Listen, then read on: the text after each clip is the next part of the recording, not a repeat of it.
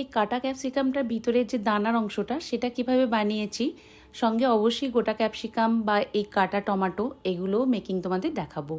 প্রথমেই নিয়ে নিয়েছি সুপার ক্লের মধ্যে এখানে আমি সবুজ কালার নিয়েছি, কিন্তু যেহেতু এখানে ডিপ সবুজ কালারটা লাগবে তাই সঙ্গে একটু কালো মিশিয়ে কালারটা তৈরি করে নিয়েছি।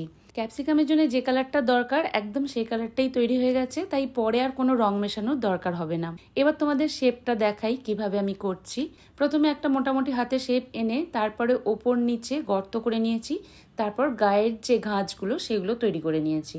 কিন্তু এখানে যেহেতু ধারালো অংশ দিয়ে ঘাঁজটা করলাম বাজে লাগছিল, তাই আর একটু রাউন্ড শেপ করার জন্য এইভাবে একটু রাউন্ড রাউন্ড করে নিয়েছি, যাতে একদম অরিজিনাল ক্যাপসিকামের গায়ের মতো দেখতে লাগে। এবার বোটাটা বানিয়ে নেব। বোটাটার জন্য আমি ক্লেটাকে কিন্তু আরেকটু লাইট কালার করে নিয়েছি, মানে যে কালারটা ছিল ওর সঙ্গে আরেকটু সবুজ কালার মিশিয়ে লাইট কালার করে নিয়েছি।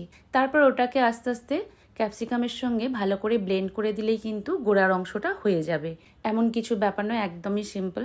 এবারে আমি কাটা অংশটা বানাবো, তার জন্য অল্প একটু ক্লে নিয়েছি এবং টুলসের সাহায্যে আস্তে আস্তে এরকম ডিপ ডিপ করে গর্ত করে নিয়েছি। তারপর ধারগুলো কেটে দিয়েছি যাতে কাটা অংশটা ঠিক এফেক্টটা আসে।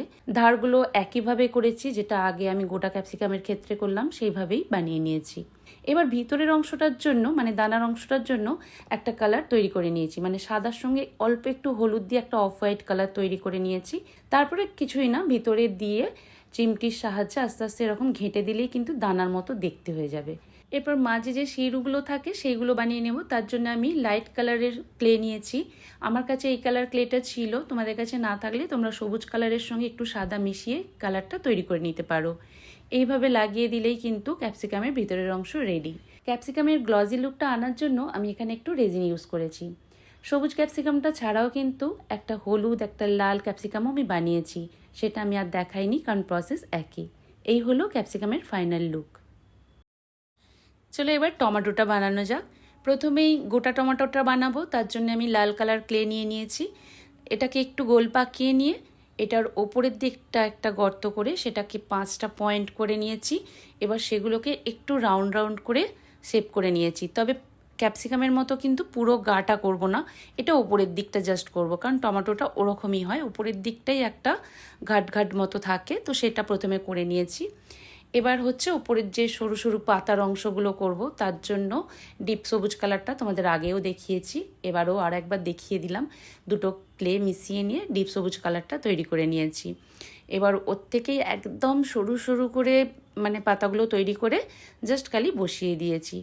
এখানে ছোট্ট করে একটা বোটাও দিয়েছি, যেটা জানি না তোমরা দেখতে পেলে কি না। এবার আমি কাটা টমেটো বানিয়ে নেব। তার জন্য অল্প একটু ক্লে নিয়ে সেটাকে একটু ডিপ করে নিয়েছি, আর তার ধারটা লাইট সেট করার জন্য এইভাবে লাল কালার ক্লের সঙ্গে সাদা কালার মিশিয়ে একটা লাইট সেট ক্লে তৈরি করে নিয়েছি। ধারটা এইভাবে লাইট কালার করার কারণ হলো টমেটো কাটলে লক্ষ্য করবে ধারটা একটা লাইট সেট থাকে, সেটাই আমি করার চেষ্টা করেছি। এইভাবে ভালো করে ব্লেন্ড করে দিয়েছি। তারপরে ওপরের অংশটা একটু ডিপ করলাম, ওই অংশটা বোটাটা লাগাবো বলে।